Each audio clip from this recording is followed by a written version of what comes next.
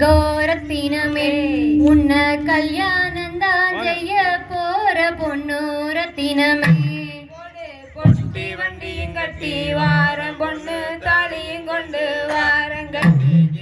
போதுமடி தங்கோரத்தினமே